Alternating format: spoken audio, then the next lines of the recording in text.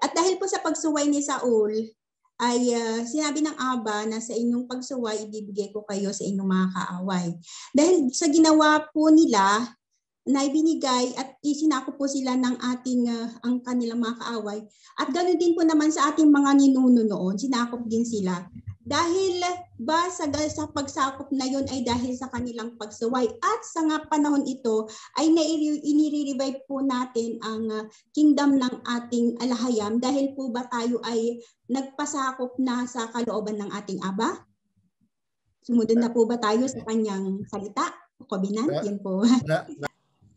Okay. Opo. Magandang gabi sa inyong lahat, mga kapatid. Ako'y natutuwa na makita kayo ngayon. Nag-aaral, sana'y umaattend ng training. At ako'y ng paumanhin sa lahat kung hindi sa lahat ng pagkakataon na nag-training ako ay nakakapunta gawa ng napakarami ko pong kailangang harapin gawin. So, ang pagsasanay ay pinapaubaya ko na sa priesthood dahil may mas mahalagang mga dapat gawin. I mean, mga urgent, mga ano na kailangan ako talaga ang humarap. Ako talaga ang gagawa. Ngayon, natutuwa ako dun sa tanong at malapit na pala kayo dun sa punto na pagkatapos ni King Solomon nagsimula nang mag-split ang Kingdom of David. So, ibibigay ko lang sa inyo ang giya para hindi kayo malito tungkol dito sa House of Judah na nasa inyong mga Bible, the King of Judah and King of Israel. Para hindi po kayo malito. Inayos po namin yan. Ngayon, kung natatandaan ninyo, iisa lamang yan nung panahon ni David. At ang tawag dyan ay House of David. Yata, opo. Iisa lang yan. Walang Southern, walang Northern, walang King of Israel, walang King of Judah. Iisa lang yan. House of David. Na ang kingship ay kay David. The throne of David. Iisa lang. For all. Ngayon, paglipas ng panahon, after na mawala si King Solomon, doon na nagsimulang mabitak. Nag-i-split na. At nabuo ang House of Judah, kaya nagkaroon ng King of Judah at nagkaroon ng King of Israel. Ngayon, ito ang tanong ko sa inyo. Sino ba si Israel? Bakit nagkaroon ng King of Israel at nagkaroon ng King of Judah? Si Judah ba ay hindi Israel? Bakit tinawag na lang siyang King of Judah? Di ba may mali sa nomenclature? May mali sa paglalagay ng label. Dahil ang tama po dyan ay King of the House of David. Dahil ang nangyari po dyan, nung nag-split na, nagkaroon ng mga nag-deflect, kumbaga nagkora. At sila'y nagkaisa, nagkaroon din sila ng hari nila. At yun ang tinawag ng mga nagsali ng Bible na King of the House of Israel. Hindi po, mali po yun. Kasi kung silang tatawagin natin King of Israel, ano pala si Judah, hindi Israel? Israel pa naman si Judah dahil galing siya kay Jacob. So ang tamang terminology po ay King of the House of David. Yan, dapat ang tawag kay sa House of Judah, King of Judah. It should be King of the House of David. At yung umisplit ay ang tawag doon ay King of Deflected Israelites. Yung mga humiwalay dahil sa mga pagkakasala nila. Dalawa lang. King of Judah is King of the House of David. Dahil ang sinalo ni Judah ay House of David. Siya ang nagtuloy. Opo, at si David At kasama niya doon si Benjamin, yung mga tribes, yung remnants ng tribes of Benjamin. Sila ang bumuo ng House of David. Kaya sila yung sabi nila is King of Judah. No, it should be King of the House of David. Dahil nagpasalin-salin ang trono ni David down to Solomon and down hanggang sa yung tinawag na nag-split na, yun ang mainstay, yun talaga ang legal, kumbaga. Tapos may nagkokodita,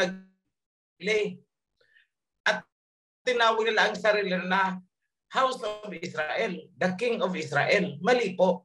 King of deflected, rebellious Israelites yun. Yung 10. So all throughout, pag binasa po ninyo ito, nagsimula yan sa Kings onwards. Dalawa lang po yan. Wala tayong pag-uusapan na King of Israel and King of Judah dahil nandun ang confusion. King of the House of David and King of the rebellious Israelites.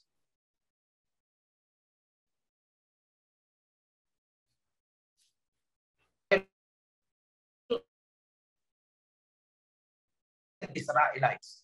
At may nawala na. Kasi makikita nyo na unang nawala ng hari ang King of deflected Israelites. So saan sila pumunta? Nag-merge na ulit sila doon sa King of the House of David.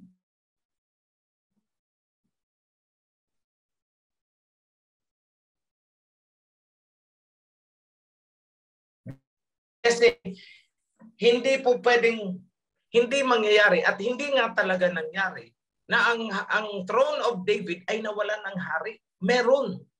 Hanggang sa panahon natin ngayon, merong gumanap na hari. Although hindi tinawag na hari, pero nag-function siya bilang hari. Kasi nasusulat yan, the scepter shall not depart from Judah until the one whom it belongs come. Ngayon, nung na-merge na yan, wala nang King of Israel. Wala na yung King of the deflected Israelites, ang ibig kong sabihin. Ang naiwan is King of the House of David. Yun yung King of Judah na sabi. Ganyan doon yan kay Hezekiah onward. Hindi ko ma-recall kung sino ang last king of the house of David. Yung sinasabing King of Judah.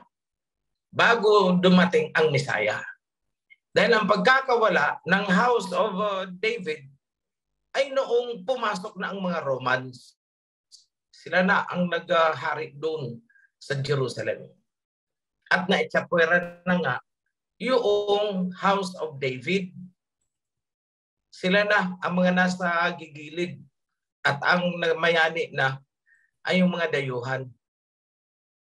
But then again, meron pa rin tumatayo na leader bilang informal king. Walang korona pero may mandato, may mandate. Tuloy-tuloy. Hanggang sa mawasak sila, meron pa din at meron.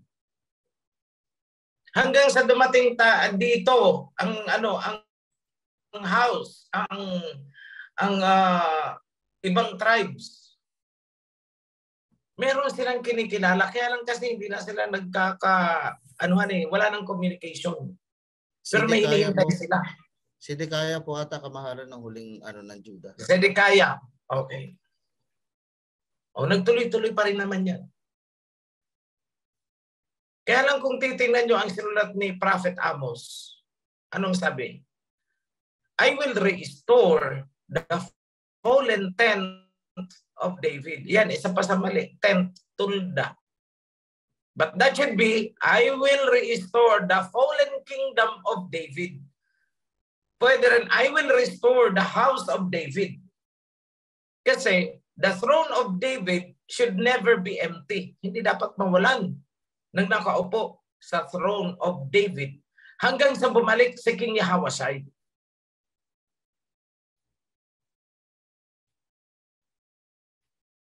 Kaya nga, ang sabi ni Messiah Yahawashi noon, seek ye first the kingdom.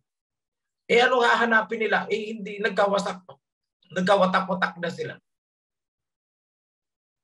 So ano palang ibig sabihin ng utos? Revive first the kingdom. Marami akong kritiko. Bakit ko na pinalitan? Siya nga naman, magagalit talaga sila. Kasi mawawala ang doktrina nila. Mawawash out yung doktrina nila na seek ye first, hanapin mo. At pag nagtanong ka, nasaan ang kingdom? Ituturo ka sa mga ulap. Wash out ang doktrina na yon. Dahil ang kingdom ay wala sa mga ulap na andito sa lupa. Kailangan lamang buuhin ulit.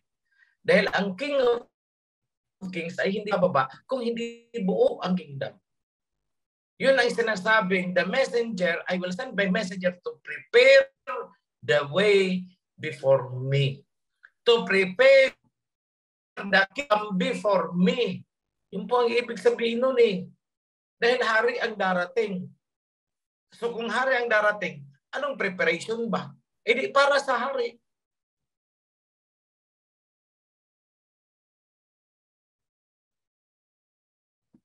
Yan ang hindi nila naintindihan.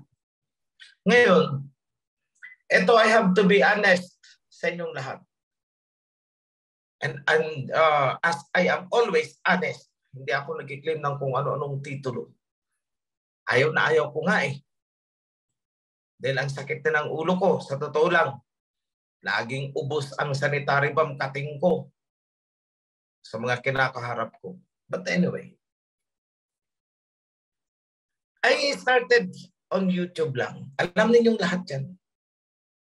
Wala pa akong kaalam-alam noon na ang ginagawa ko pala ay bilang mensahero. Then may isang galing sa Bohol. Ibinigay niya ang verse ng Isaiah 54:17. The heritage, the righteous heritage. Sumunod na ibinigay ay yung sa ibong mandaragit. Sabi ko, teka lang, magagalit sa atin yan. Ang mga alam na ninyo, itong may ibong mandaragit. Hinayaan ko lang. Then later on, yung core group na unang nabuo noon, sinabi nila sa akin, ikaw ang messenger na sinasabi sa Malakay, ha? Sabi ko, hindi ko pa nababasa ang Malakay eh.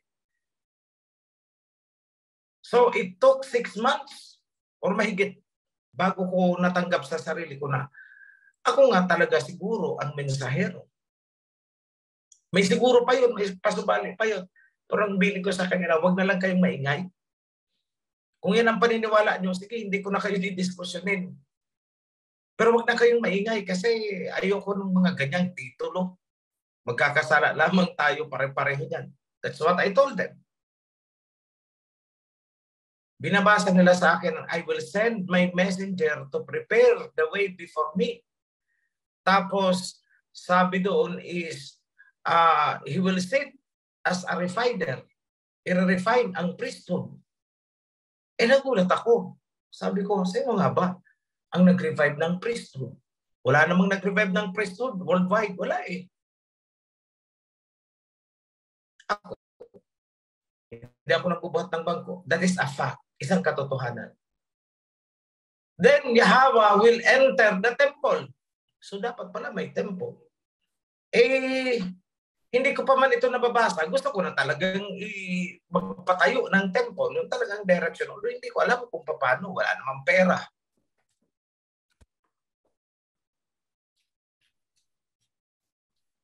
At ang sinabi sa Malakay is hindi basta messenger, kundi messenger of the covenant. Basahin yung mabuti yan. Wala namang ibang tao na nakipagdikdikan talaga. At ang ipinaglalaban ay ang covenant. Ako lang naman. Bilyon-bilyong tao. Buong mundo. So sabi ko, I am 90% convinced. Sige, assuming. Pero sa sarili ko lang, hindi ko talaga tinatanggap na tahasan ko lang sasabihin sa tao na ako yung mensahero. Wala. Then, I asked for a sign. Kung ako nga ang mensahero, bakit hindi nabanggit ni Messiah Yahweh na may mensahero siyang pauunahin bago siya dumating?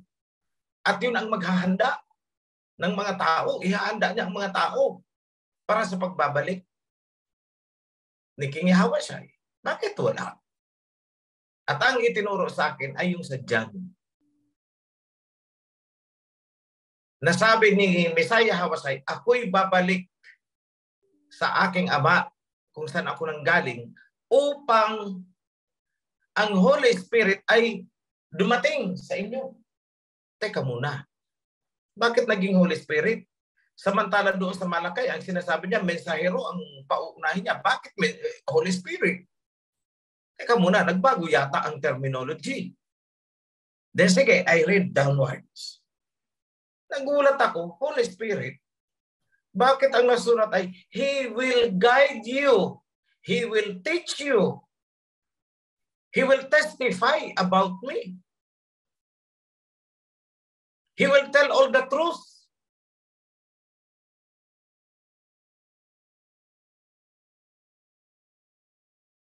So, sabi ko, teka muna. Kung Holy Spirit nga na invisible spirit, bakit He? Lalaki.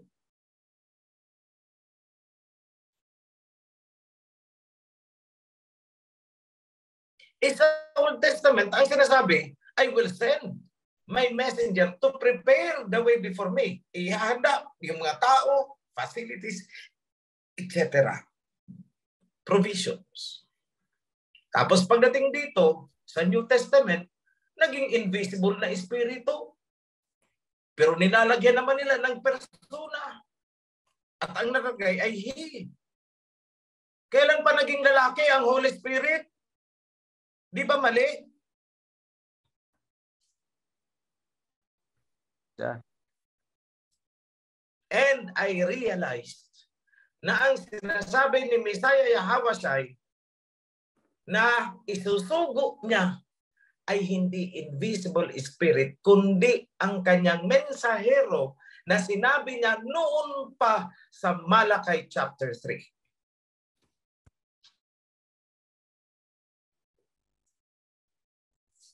Maraming naggalit.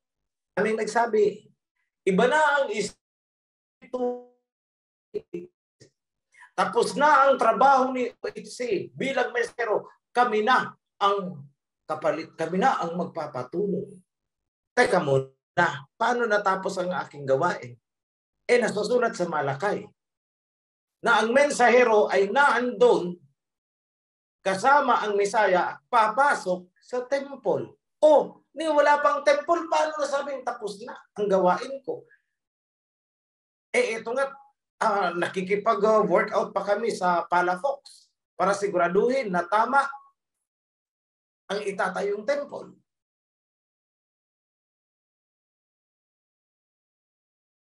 At pumasok na ang katakot-takot na paninira.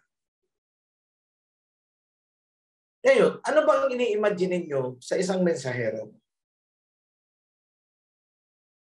Sa kapanahonan ng Messiah, ang mensahero ay sumasakay sa kabayo.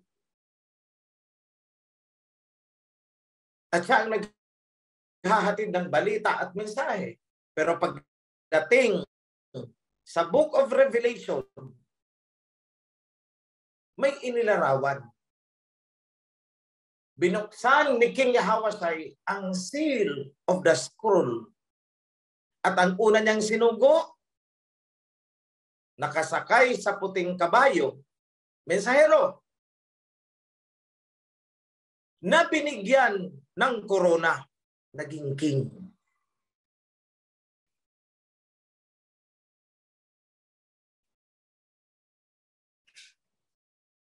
He became a king. After being a messenger, naging king. Sabi nila, si Messiah Yahweh siya, yun yung nakasakay sa kabayo. Iba po yung part na sinasabi nila. Iba yung part na 4 horsemen na pinakawalan. Ang nagpakawala ng 4 horsemen ay si King Yahweh. Yun ang ibig sabihin ng Binuksan niya ang scroll. Inalis niya ang seal at lumabas ang puting kabayo. May nakasakay na binigyan ng corona. Common sense na lang, ano ba yung corona? Bakit binigyan ng corona? Because he is a king. He became a king.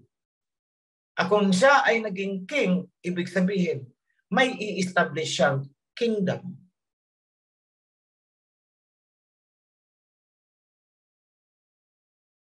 Kingdom, the house of David will be revived. Fulfillment ng prophecy ni Prophet Amos. And I will restore the fallen kingdom of David. Fulfillment din ng nasusulat, the throne of David will never be empty. Ang trono ni David ay hindi mababakante. And so there has to be a king. Ngayon ko sinasabi yan, dahil tanggap ko naman na sa sarili ko eh. Pero hindi ko ipresenta ang sarili ko na ako ang maging king. Dahil kung psychiatrist ang sasabihan mo niyan, delusions of grandeur yan. Paiinumin ka ng mga major tranquilizer. Hindi po. Mga tao, iba't ibang tao na nakakaharap ko, sila ang nagsabi na ikaw ang king. Hindi po ako. Yung idea na magkakaroon ng king ay hindi po galing sa akin. Saksi si Abba Yahweh. Si King Yahweh siya. Malinis ang puso ko. Ni hindi ko pinangarap kahit sa panaginip ang maupo sa trono. Hindi ko pinangarap na magsuknong sa ulo ko ng 5 kilong corona kahit pa yan ay ginto ang bigat niyan. Maraming gustong maging king. O hindi, sila na. Kayo na. Pero bakit walang sumusunod na tao sa inyo? Kung hindi pa sa mga paninira at mga lahat na ng chismis. Yun, mga followers nila, mga chismosa na mahilig sa chismis. Yun ang nagsunuran dito sa mga nagkura at mga nagbuka. Yung pinagkakaabalahan nila ay chismis laban kay OHC. Pero may itinuturo bang tama? Wala. Wala. Yung pinaka-bonding moments nila ay ang chismis tungkol kay OHC. Kayo mismo ang saksi niyan. Marami sa inyo ang in-approach nila. Hinikayat na sumama sa kanila gamit ang paninira laban sa akin. Pero nakikita nyo naman kung ano ang output, ano ang bunga ng mga pagsisikap na ginagawa ko at kasama ang priesthood at board of elders at lahat ng mga loyal sa covenant. Nakikita nyo lahat yan.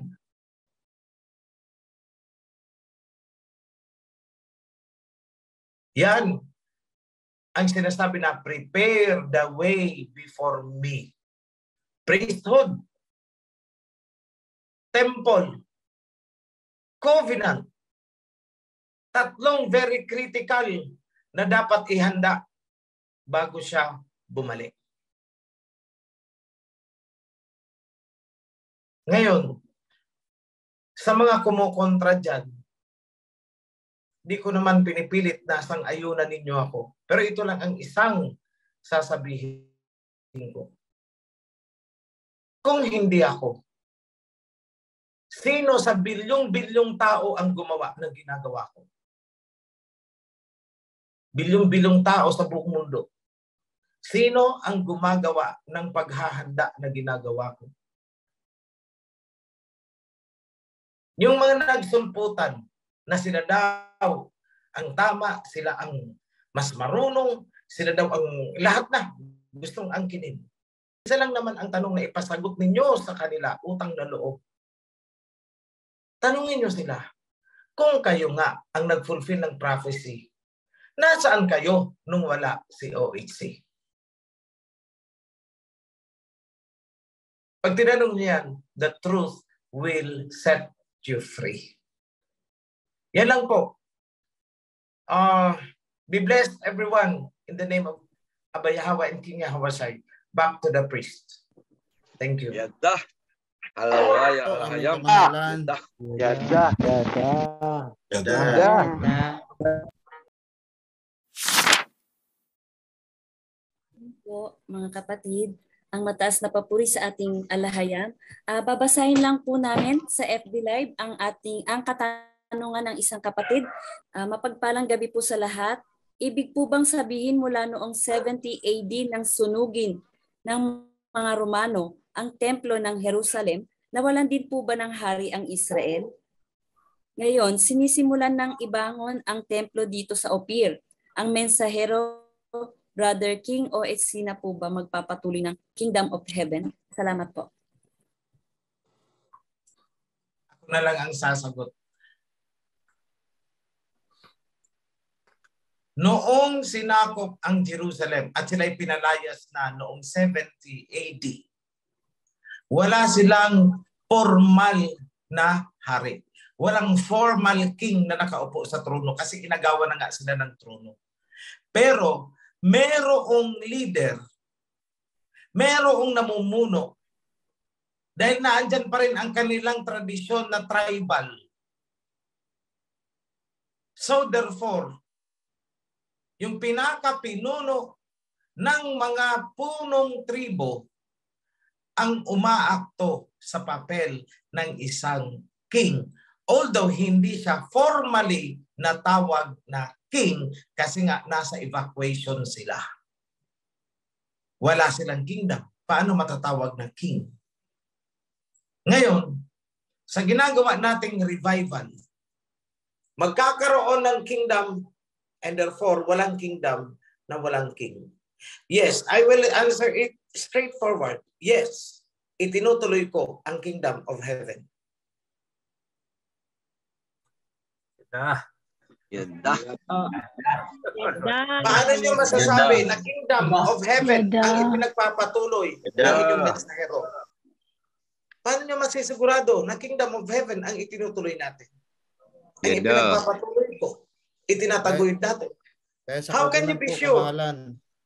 Simple lang, covenant ang ipinagdidikdikan natin. Covenant na pinapasan ng priesthood panahon pa ni Joshua. Muling papasanin in a symbolic meaning ngayon. Pinapasan ngayon ng mga priest ang nilalaman ang nakasulat sa covenant. Yan ang sigurado. Yada.